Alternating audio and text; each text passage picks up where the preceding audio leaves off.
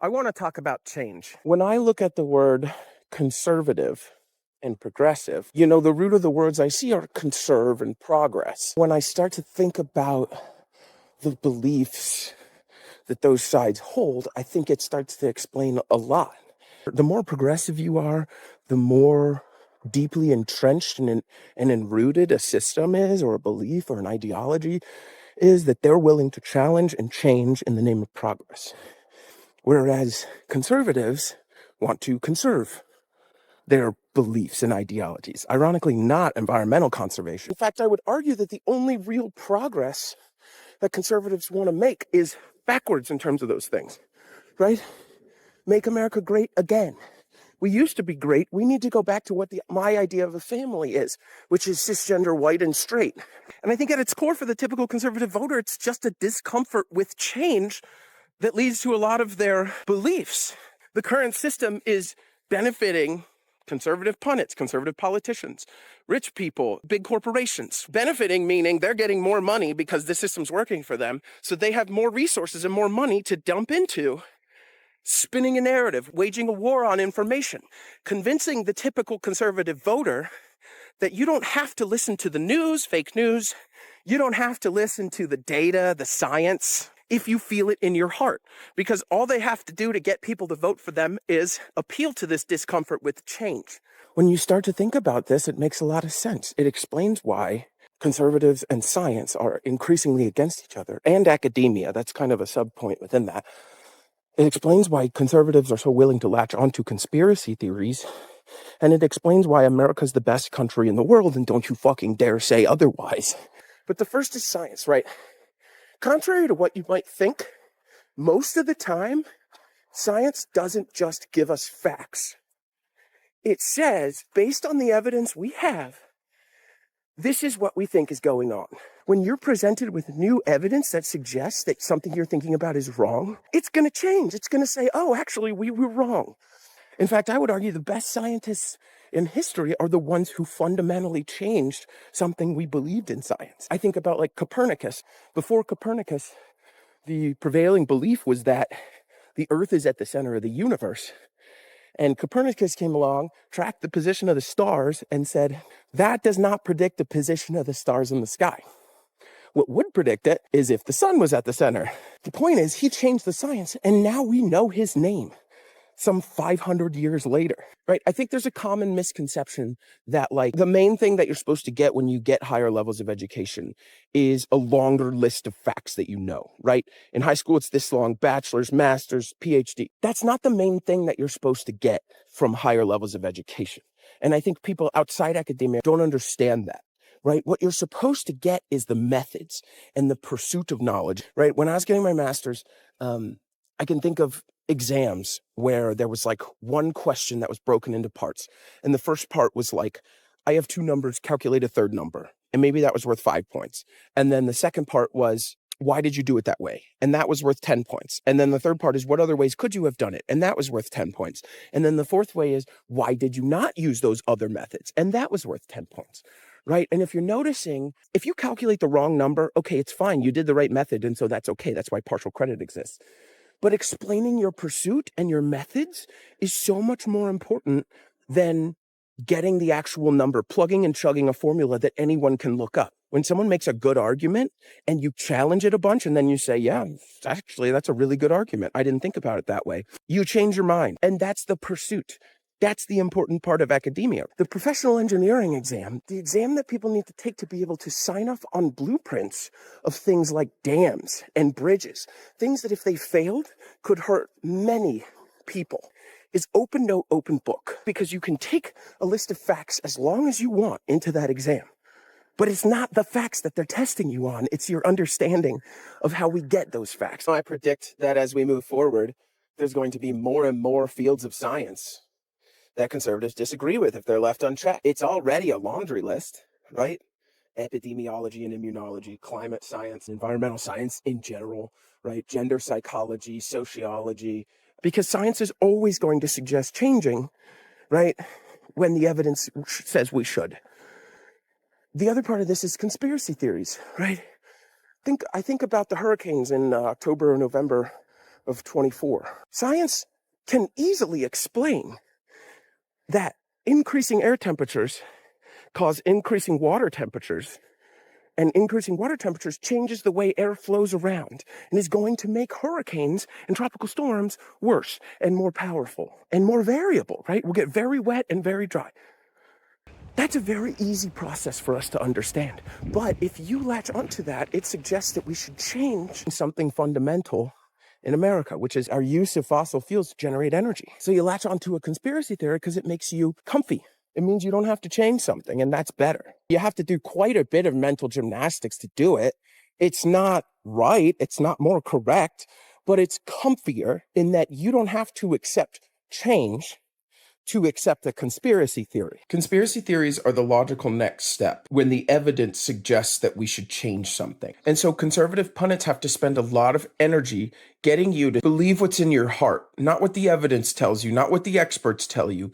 Believe what you want to believe. You don't have to listen to the data. I saw this video that Charlie Kirk posted on his own Instagram where this guy comes up. He's at one of those college things where he sets up a tent and he says, prove me wrong, right? Because he can only handle debating college kids and not actual adults. This kid comes up and he says, you tell us that immigrants are dangerous. You tell us that they're criminals. How do you account for the fact that the experts and the data support the notion that undocumented immigrants commit crimes at lower rates than documented immigrants, and documented immigrants commit crimes at lower rates than natural-born U.S. citizens? How do you account for that? He doesn't answer the question, and he goes right into riling up the crowd. And he looks at the people, and he's like, do you feel safe? And the people go, no. And he's like, do you trust the experts? No. He's like, that's what I care about. And it's like, you are telling these people that they don't have to listen to statistics and data and evidence and experts. You're teaching them that they can believe whatever they want, regardless of the facts, based on your feelings. Does that sound familiar, right? Facts don't care about your feelings. Trump really did a lot of damage with 2 words: fake news. Don't believe what you see on the news. You can just follow what's in your heart. You don't have to listen to pieces of evidence that don't support your claim. You can just believe what you want, and the news is lying to you, and the so-called experts are lying to you. I'm not saying that all news is perfect. There's lots of bias in the news. And do you want to know how to make sure that you don't have a biased worldview based on biased news? You ask for verifiable evidence, which is something that conspiracy theories, by definition, conveniently lack. Oh, well, they deleted the evidence, or they're hiding it from you, or whatever. Another way that change manifests itself in conservative beliefs is in how you feel about America. America's the best country in the world, and how fucking dare you say otherwise, right? If you didn't think this, there could potentially be problems that you would point out, and that could be perceived as an argument to change it. And change is the ultimate no-no. I see this manifesting in 3 ways: the system itself, politicians, and history. The system itself, our healthcare system is one example, right? If you're conservative, you have to keep on trying to justify a for-profit healthcare system. But you will never convince me that healthcare should be for profit. You will never convince me that we should keep healthcare behind any kind of paywall. Because if you do that, there will be people who are not wealthy enough to be able to afford it, or have to go into lifelong debt to be able to afford it. Never even a question if people, because they're alive, deserve healthcare. But you have to keep justifying it. You have to keep saying, well, look at what they do in Europe, all the long wait times, right? The healthcare system's going to be overloaded if we do universal healthcare, because everyone's going to be rushing to the doctor and get treatment that they haven't gotten for the past few decades because they can't afford it. But if you stop defending a for-profit healthcare system, then you have to acknowledge that capitalism is what got us to the point that we have a for-profit healthcare system. And then you start realizing that you're challenging capitalism. And it's like, whoa, wait a minute. We can't change something that fundamental to America. Capitalism's the best, which has its own rant, of course. The second is politicians. You have to support whatever, especially Trump, is doing. I think about the tariffs, right? Trump said, we got to do tariffs. It's going to help us in the long run. It's going to be short-term pain, but it's going to be long-term gain. It's going to be worth it. Trust me, we have to do the tariffs. And Trump supporters said, okay, we have to do the tariffs. They said, they parroted the same thing. And then Trump said, just kidding, we don't have to do the tariffs. I'm putting a 90-day pause on it because countries decided to come to the table to negotiate with us. And then it was oh, see, we never had to do the tariffs. And it doesn't matter what he does. He is perfect. Because if he wasn't, we would have to talk about changing something. And the third is history. Looking back and saying, America's done some shitty things. We made Jim Crow laws. We committed a genocide of Native Americans. We stole their land. We carved our white faces into their mountainside. If I say that to a conservative, they say, why do you hate America so much? They get immediately defensive. America's the best.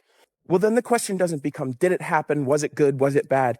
The question becomes, what are you going to do about it? It's how we get Native American reservations. It's why we have DEI. It's why we have policy to overcome the couple 100-year head start that cis straight white men like myself have gotten. And these are all suggestions of change. And there's a fourth point to change, and that's language. I consider myself leftist. And I was using the phrase powwow to talk about like a regular work meeting, like let's powwow tomorrow. Someone came to me and said, hey, you're using that phrase powwow to just talk about a normal gathering of people, but that term is actually a really sacred Native American ritual, and it's really spiritual. It has all this meaning, coupled with the fact that we are living on land that we stole from the Native Americans, and we carved our face into the mountainside that they lived on, committed a genocide. Like, it's kind of fucked up. And you know what I did? I said, okay, I'm gonna not use that anymore. Like, I didn't have that perspective until someone told me that. And guess what? Nobody has every perspective. Nobody knows everything, right? That's my approach to this. And it's like, cool, I'll just say meat. Like, it literally takes near zero effort to use a different word. It doesn't bother me. I don't give a shit if you're telling me to use a different word because the one I'm using hurts people. I don't want to hurt people. If I was conservative, because I don't want to change anything, especially not my speech or my actions, my immediate response is defensiveness. It's, wow, you're trying to police my language. Look at this. The liberals are coming for my way of life. They're trying to change me. They think I'm a bad person. They're insulting me. And they jump right to insults, right? I see so many conservatives talking about how liberals just insult them. And, well, you keep telling me I'm a bad person. You expect me to agree with you when you're insulting me? And, like, it's the difference in how you receive that feedback that is important and that differentiates us, right? Because if you're able to say, I don't know everything, I was wrong about something, I'm going to change it moving forward, that's not weakness. That is growth. That is knowledge. That is understanding of the world. Your inability to change something makes you perceive it as an insult. You have to add that meaning yourself. If I said you were fat, you would get your feelings hurt, right? Because we perceive it as an insult. Being fat used to be a good thing because in the slave times, you weren't a person working on the plantation. And so if you were fat, that meant you weren't doing manual labor and you were like high class. Not only the meanings and definitions of words can change, but our perceptions of words can change over time. But if you could instead say, oh, they're not insulting me, they're just trying to help me live. They're just trying to help me do what's best. Then you wouldn't feel so insulted all the time, and you might just be able to say, I'm going to change moving forward.